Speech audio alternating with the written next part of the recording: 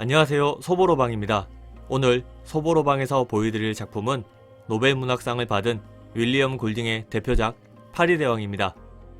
2차 세계대전 피난 가던 비행기가 무인도에 불시착하고 살아남은 소년들에 대한 이야기인데요. 점점 야만인으로 변해가는 섬뜩한 아이들의 모습을 너무 현실감 있게 그려내 유명한 작품입니다.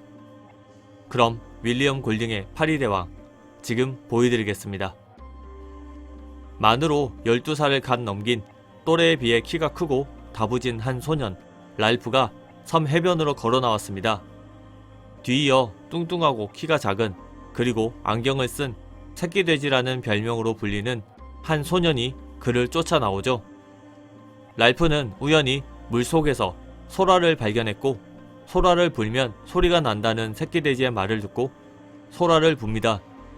소라의 깊고 요란한 소리를 듣고 어린아이부터 소년들로 이뤄진 성가대원들까지 랄프 주변으로 모였고 새끼돼지는 그들의 명단을 작성하죠. 성가대는 랄프와 비슷한 또래인 잭 모리두가 이끌고 있었습니다.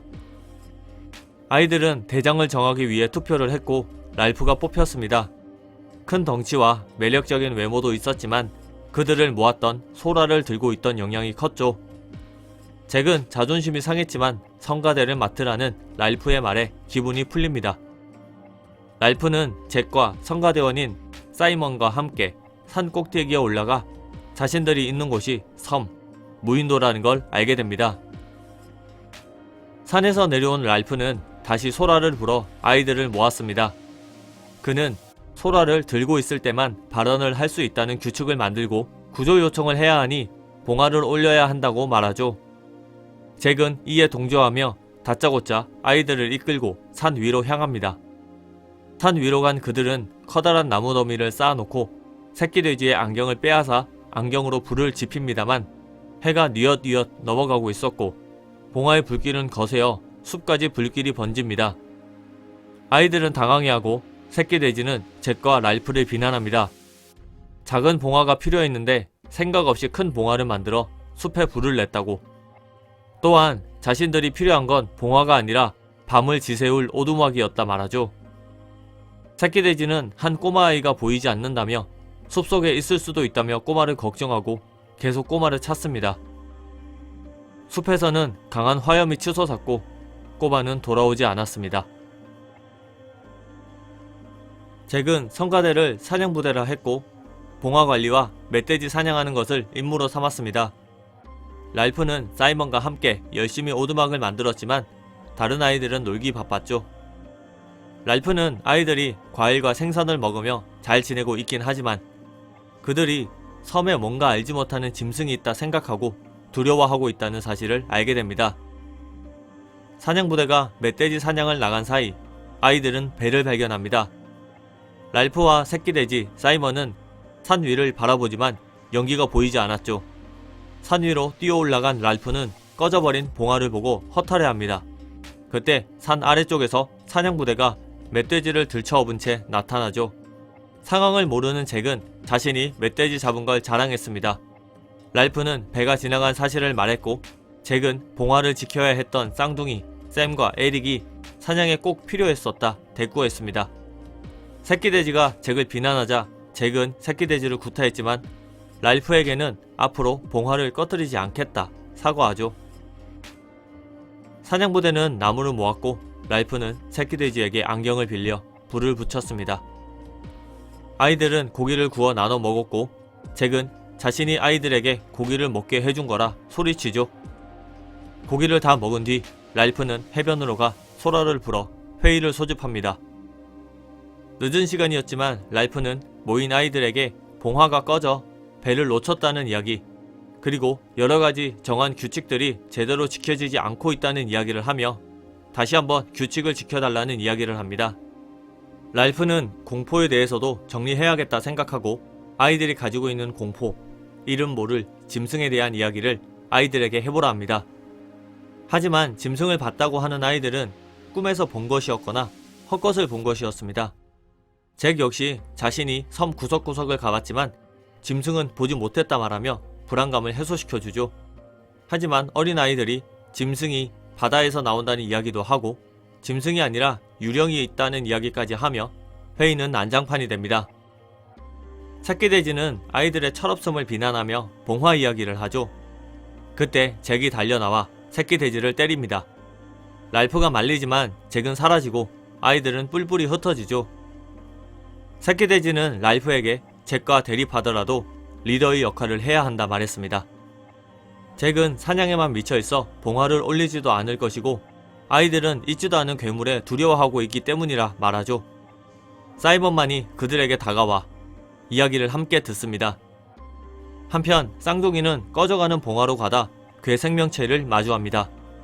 사실 그 생명체는 산 정상 돌틈에 낀 비행기에서 탈출하다 죽은 낙하산을 맨 비행사의 시체였죠.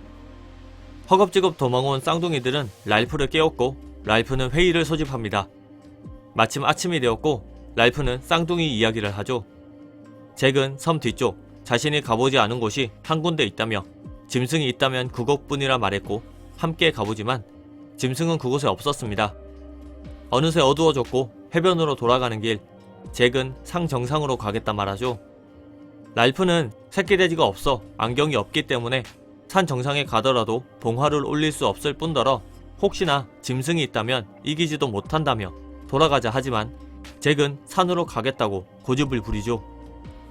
겁이 난다면 돌아가라는 잭의 도발에 결국 랄프와 또 다른 성가대원인 로저가 잭과 함께 산 정상으로 향합니다.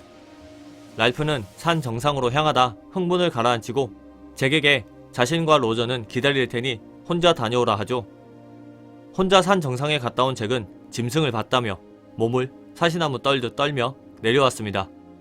랄프와 로저가 잭을 따라 정상에 함께 가고 랄프는 다른 아이들처럼 낙하산을 맨 시체를 짐승으로 착각했고 공포에 사로잡힌 채 정신 나간 듯 해변으로 도망칩니다.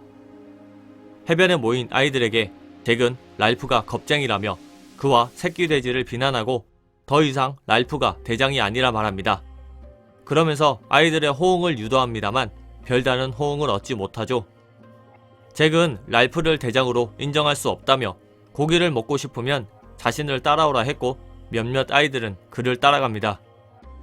잭은 아이들을 이끌고 진흙, 제 등으로 얼굴을 색칠해 야만인들 같은 모습을 하고 멧돼지를 잡습니다. 그는 멧돼지의 머리를 잘라 막대기에 끼워 짐승에게 바친다며 숲속에 세워두죠.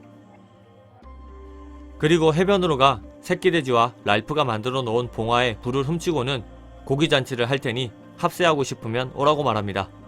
더 이상 그들은 봉화에 관심이 없었습니다. 한편 사이먼은 숲속에서 잭이 만들어 놓은 돼지머리 주변을 날아다니는 파리를 보고 환영에 빠집니다. 수많은 파리들 중 파리 대왕이 와 사이먼에게 말을 겁니다. 파리 대왕은 바로 자신이 소년들의 공포라고 말했고 사이먼은 어지러움에 기절하지만 곧장 자리를 벗어납니다. 폭풍이 몰아닥쳤고 저녁이 되기도 전에 햇빛이 사라졌습니다. 해변의 아이들은 고기를 먹기 위해 잭의 무리가 있는 곳에 갔고 사이먼은 산 정상을 향해 가죠. 사이먼은 정상에서 짐승이라 오해한 것이 조종사의 시체란 것을 알게 됩니다. 잭의 무리는 불을 지피고 랄프와 새끼돼지를 포함한 아이들에게 고기를 나눠줍니다. 그리고 잭은 자신이 고기를 나눠준 리더라 말하죠. 랄프는 소라를 손에 쥔 채 자신이 대장이라고 했지만 잭은 소라를 무시합니다. 아이들은 잭의 편에 섰습니다. 잭은 아이들에게 춤추라 했고 어두운 하늘, 번쩍이는 번개와 요란한 천둥 소리 속에서 춤을 췄습니다. 그들은 멧돼지 사냥을 하는 신용을 하며 광기에 가득 차게 되죠. 그때 숲에서 뭔가가 나왔습니다. 그것은 산 위에 있는 시체에 대해서 소리 질렀지만 사냥을 하라는 다른 아이들의 함성에 그 소리는 묻혔고 아이들은 그것을 공격했죠. 비가 쏟아졌고 숲에서 나온 무언가는 시체가 되었고 바다에 쓸려 내려갔습니다. 산 정상에 있던 시체 역시 바람에 날려 날아갔고 아이들 무리는 흩어졌습니다. 해변에는 랄프, 새끼돼지, 쌍둥이만이 남았습니다. 랄프는 어젯밤 사이먼이 살해당한 일을 괴로워하지만 새끼돼지는 마음을 다잡아야 한다며 봉화를 올리자 말했고 그들은 해변에 다시 봉화를 만듭니다. 그날 밤 불이 필요했던 잭의 무리는 해변에 있는 그들을 급습해 새끼 돼지의 안경을 빼앗아 갑니다. 날이 밝은 뒤 새끼 돼지는 랄프, 쌍둥이와 함께 잭에게 가 안경을 찾아와야 한다 말했습니다. 그는 앞이 하나도 안 보였기 때문이죠. 잭의 무리는 바위 절벽이 있는 곳에 있었습니다. 추장이라 불리는 잭은 랄프에게 돌아가라 했지만 랄프는 그럴 수 없다며 새끼 돼지의 안경을 달라고 했습니다. 그리고 봉화의 중요성을 다시 이야기하죠. 잭은 쌍둥이를 묶으라 명령했고 야만인들은 쌍둥이를 묶었습니다. 랄프는 참지 못해 잭에게 달려들었죠. 새끼 돼지는 소라를 들고 소리를 지르고서는 잭의 무리를 비난합니다. 그때 로저가 새끼 돼지를 향해 벼랑 위 바위를 굴려 떨어뜨립니다. 바위는 새끼 돼지를 덮쳤고 소라는 깨졌고 새끼 돼지는 벼랑 밑으로 떨어져 죽습니다. 잭은 흥분해 소리 지르며 자신에게 대항하면 어떻게 되는지 똑똑히 보라 말하며 랄프에게 창을 던졌습니다. 랄프는 상처를 입고 도망칩니다. 야만인들은 랄프를 잡기 위해 섬을 샅샅이 뒤지고 숲에 불을 질렀습니다. 랄프는 숨어있다 그들에게 발각되고 목숨 건 추격전이 시작됩니다. 그는 해변으로 도망갔고 나무 뿌리에 걸려 넘어지죠. 살려달라 소리를 지르며 앞을 봤을 때 앞에는 제복을 입은 장교가 서 있었습니다. 누가 대장이냐는 물음에 랄프는 자신이라 했고 섬에 와서 처음으로 눈물을 흘렸습니다.